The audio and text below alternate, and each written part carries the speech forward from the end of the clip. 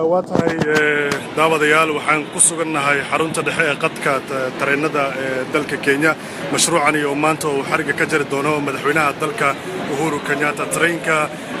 sida u jeedaan waxa uu ka ambabixi doonaa magaalo xeebeedka Mombasa waxa uu ku wajahan yahay magaalada Nairobi waxaan halkan kula kulmay qaar ka mid ah dadka rakaabka ah ee raaci doona tareenkan magacaaga ustaad علي بشار علي علو وحكي مال كاونتيga wajiya runaantii maanta waxaan arkay wax mucjiso baan filayna taariikhda inta loo yahay waxa ay kan inay Kenya ka soo galayaan runaantii dawladda Jubilee talaabay ay qaaday oo horumarka xagga aad ay isgaarsiintana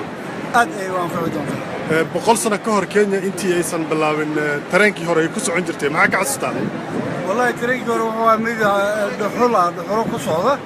markii dambana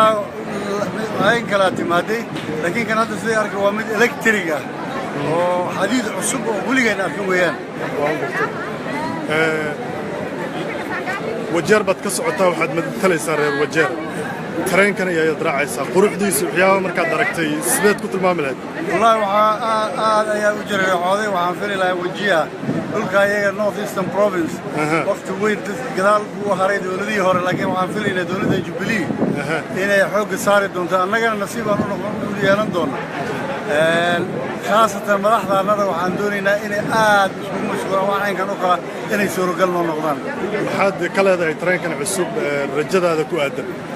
rajadayda waxa weeyaan dhaqaalaha waddankeenu sare u soo qaadi doona ayaa filaya sax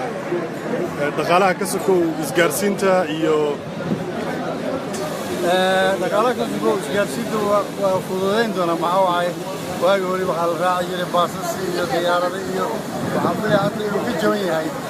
diyaaradii iyo isgaarsiinta kale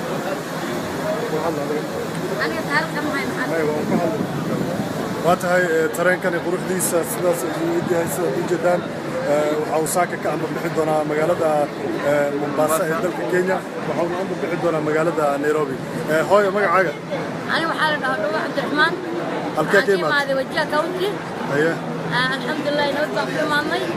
ما كانوا حوايا مقالة مباسة وحين قد مقالة يسكوك إمادين أفر إنتظروا كونتي ومارت أرين وين ومارت الياب لها كده هذي ومارت جبلي وحاكي نهر المر وين ترين ومارت الكتريسيتي تمينا باس كان مدحوينا وكما سنة زائد وحكوت سيسا شقديس إنا شقونا سنتاي وهرقع عليه maxaad rajaynaysaa mustaqbalka marka waxaan ka rajaynaa shaqada hadda qabtay talnaad ku kala ka sifaan uu qaban doono tareenkan maxaa ku tilmaami kartaa marka waxaan ku tilmaami karaa waqtiga Soomaaliya Kenyatta Uhuru Kenyatta inaad shaqo wanaagsan aad qabtay oo treenka nooga horeeyaa tahay oo sitima leh waa tahay waxaa kaloo halkan ila joogo dad fara badan oo Soomaali ah oo iyaguna raaci doona tareenkani adiga magacaaga أنا وعلي لها محمد حاج الغني وحنا كيما وجير كاونتي محمد حاج الغني gobolka wajeer baad ka timid maanta waxaad ka mid tahay dabcan dadka raaci doona tareenkan maxaa ku tilmaami lahayd tareenkani waxaan ku tilmaami lahay waa taariikh cusuban oo u dhalatay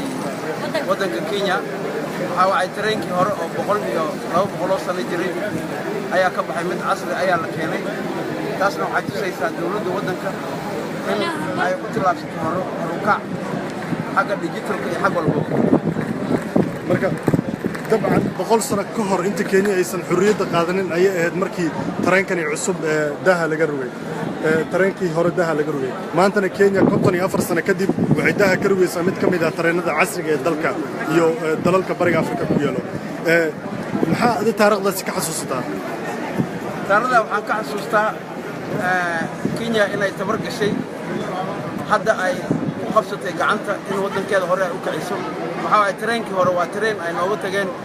gaaladii koloniga ahayd waqtigiisana uu dhacay marka tan waxay tusaysaa Kenya inay ugu horumarsan tahay wadamada gobolka Afrikada galbeed ama East Africa waddanka ugu horeeya oo ku tilaabsaday horukac xagga electric train waxaan rajaynaynaa mustaqbalka tareenadan in ay soo aadaan dhinaca North Eastern oo maartay lashdka laamu laga dhisayo ilaa ay isku xireeyo Ethiopia waxaanu qaybaynaa tareen noocan inuu gaaris wajeer ilaa mooyaan soo maro insha Allah ta'ala waatahay sida u jeedaan waxa halkan isugu soo baxay kumanaan ka mid ah dadka Kenyaanka ah oo iyagu ka mid ah dadka raaci doona tareenkani magaalada Nairobi tareenkani cusub ayaa waxa uu qaadan doonaa daawadayaal ilaa 4 saacadood iyo bar daqiiqo 4 saacadood iyo 30 daqiiqo camal ayuu qaadan doonaa taasina waxay meesha ka saari doontaa basaskii iyagu qaadan jiray ilaa 8 saacadood tareen walba sida u jeedaan gudihiisa kuraasta ku jirto iyo sidoo uu yahay iyo dadka raaci doonto tareenkani waxa uu kamid yahay tareenada casriga ee laga hirgeliyo dalalka ku yaala bariga Afrika waxa halkan ku arkay wadaadka adar adiga magacaada عمر جبريل حسين halkee ka socotaa waxaan ka socdaa Wajeer County aad ka socotaa gobolka Waqooyi Bari tareenkan cusub seed u aragtaa kolley waa cusub caalamka jecel waxaan filaynaa inuu keeni doono wax horumar inuu keeni doono wadanka gaadiid lama rartay ninkiisa la rartaana waa la yiraahdaa haye gaadiidka waa gaadiid waa fiican yahay sax laakiin isticmaal laga rabaa inuu dadku ugu shaqeeyo haddii sidii nidaamka loogu shaqeeyo horumar inuu keeni baan aaminsanahay haddii ilaahay waa tahay aad iyo aad u mahadsantihiin waxaan halkan ku arkay sidoo kale qaar ka mid ah dadka tareenkan raaci doono adar adiga halkee ka socotay Garis gobolka Garis ka socotaa waxa ka mid tahay dabcan dadkii tareenkan lagu casuumay sidaad u aragtaa tareenkan iyo taariikhda maxaad ka xasuustaa 100 sano ka hor tareenadii hore shaqeyn jiray horumar weyn baan ka arkay faa'iido buuyo haye waayo tareenkan maxaan maqlay in yar buu Nairobi ku tagay haye inta hore maxaa jiri jirtay laba xilin in dhaxda loo soo socdo tareenka salada bari camal haye oo ku imaado kutoka Mombasa Nairobi sax haddana maxaan maqlay saacada yar buu Nairobi ugu taa faa'iido weyn buu nooleeyahay aad waa shay aad wanaagsan sax qaabka loo dhisay iyo quruxdiisa maxaad nooga sheegay aad buu wanaagsan haye dabcan ma ka bar haysaa nooliga lagu raaci doono wallahi hatta li mashi haye oo hadda ma garan kari inta lagu raaco beed sheekay waa Soomaaliya ma garan kari hadda ka bacda adiga waxaad ka mid tahay dadkii lagu casuumay Garis marka ilaa Garis baad ka timid maanta ilaa Nairobi baad u raacaysaa waa hagaag aad iyo aad u mahadsan tahay isna hadda waa tahay qaar ka mid ah dadkii isugu soo baxay meeshan tareenka ah saad u jeedaan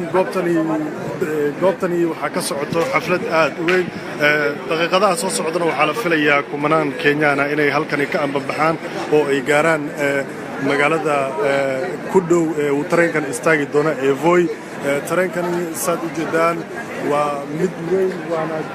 waxaana la ii sheegay in ilaa 15 tareen ah ilaa 5 tareen ay halkani ka bixi doonto maanta midkiiba uu qaadi doono 1200 oo qof saad u jeedaan dad fara badan isugu soo baxay